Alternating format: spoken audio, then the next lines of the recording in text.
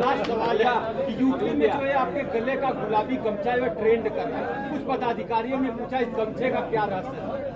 देखिए, दो रहस्य बता दूं फिर अपनी बात खत्म कर दूं।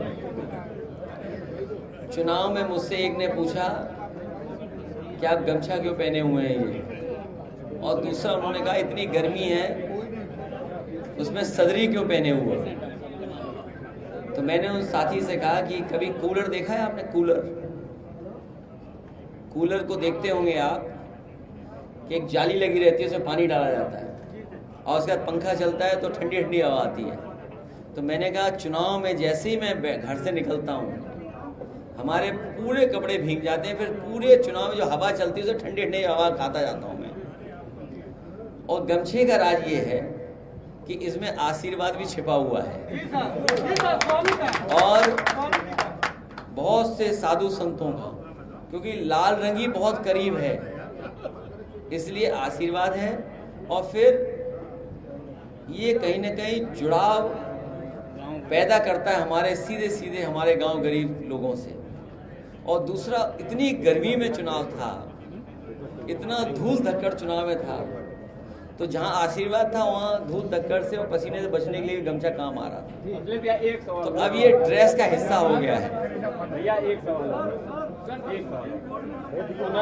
शिक्षकों ने ये कहा कि सारी प्रक्रिया 3 महीने के अंदर पूरी करके नए तरीके से काम करें, तो क्या आप इसके अगेंस्ट जाएंगे या इसका? मुझे उम्मीद है जो बच्चों की मांग है उनके साथ नाइंसाफी नहीं होगी, उनको हक मिलेगा।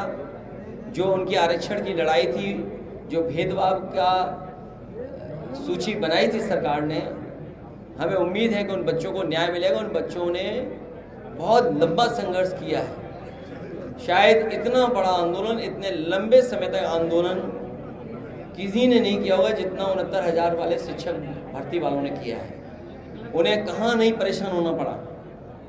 त्योहार रहे होंगे तो वो लखनऊ में धरने पे बैठे थे, कई त्योहारों पे उन्हें अपमानित करने का काम किया गया।